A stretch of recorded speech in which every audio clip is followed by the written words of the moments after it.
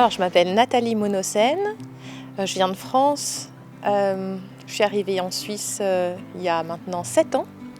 J'ai 2 enfants de 13 et bientôt 7 ans. Et puis j'ai 43 ans, je suis mariée. Mon mari s'appelle Gilles, mes enfants s'appellent Effie et Takeo.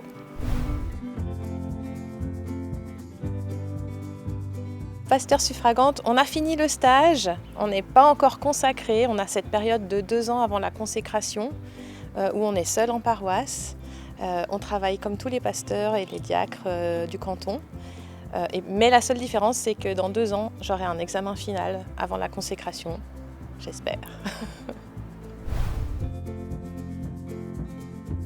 Pour moi, ça a été une bénédiction.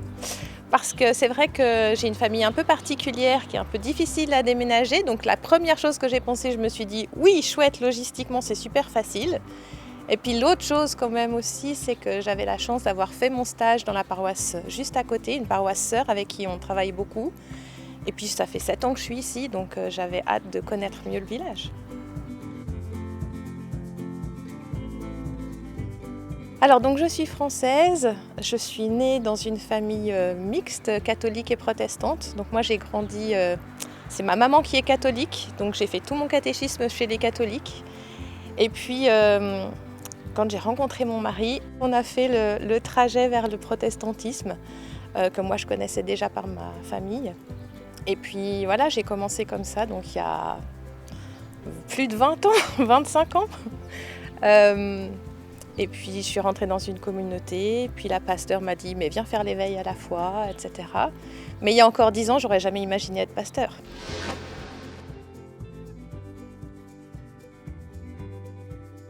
Alors la foi, elle a toujours été là, hein. Même quand j'étais toute petite. C'est quelque chose qui m'a toujours portée. Pourquoi, j'en sais rien.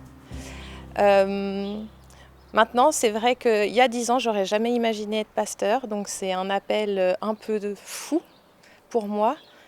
Et quelque part, mon chemin d'études pour les études de théologie, ça a été un peu une réponse à Dieu en lui disant, un peu comme Jonas, non mais tu te trompes, c'est pas moi qu'il faut envoyer là-bas. Et donc voilà, c'est un chemin d'étonnement, beaucoup, de surprise, et puis de joie quand même, beaucoup de joie.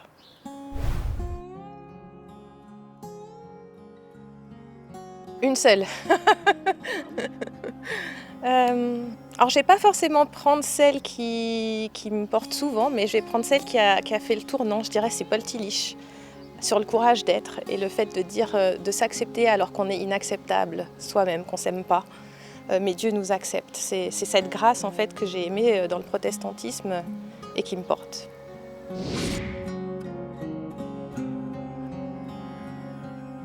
C'est un vrai plus parce que je connais déjà un tout petit peu les habitants. Enfin pas tous, mais certains par l'école des enfants, etc. Je connais aussi certains paroissiens par le groupe de prière qu'avait organisé Catherine. Et quand on est arrivé ici, on a traversé une tempête quelques temps après et j'ai rencontré une vraie solidarité dans les gens du village. Donc je me réjouis vraiment de les accompagner.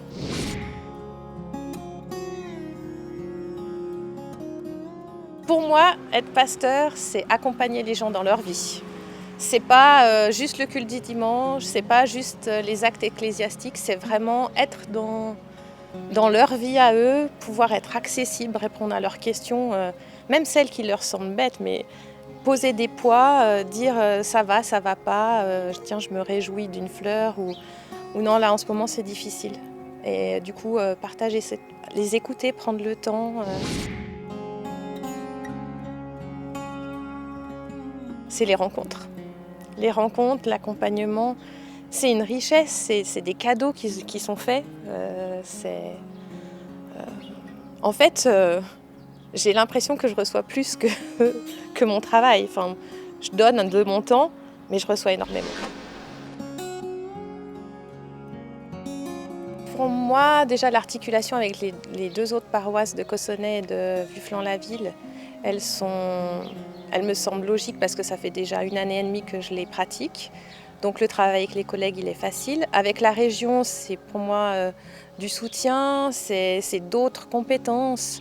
Je vais pouvoir continuer de travailler avec Catherine, notamment au niveau des familles. Et ça, pour moi, c'est très riche parce que je pense que l'Église, c'est un tout, ça va des tout petits au grand âge. Et on doit tous être dans l'Église. Et voilà, donc la région, c'est d'autres compétences.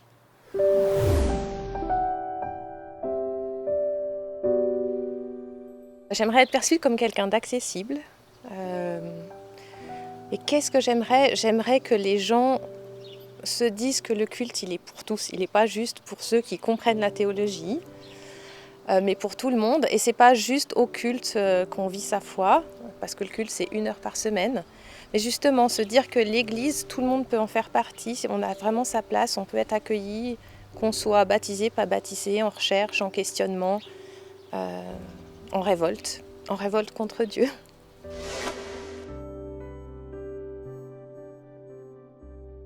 Il n'y a pas de recette miracle, mais j'aime être avec mes enfants. Pendant le confinement, je me suis dit, j'ai retrouvé le goût d'être seule dans une église aussi. J'invite tous ceux qui peuvent le faire à pousser la porte d'une église et de juste prendre le temps d'une pause. C'est vraiment un moment fort. Se balader, lire, être avec des amis, voilà, comme tout le monde.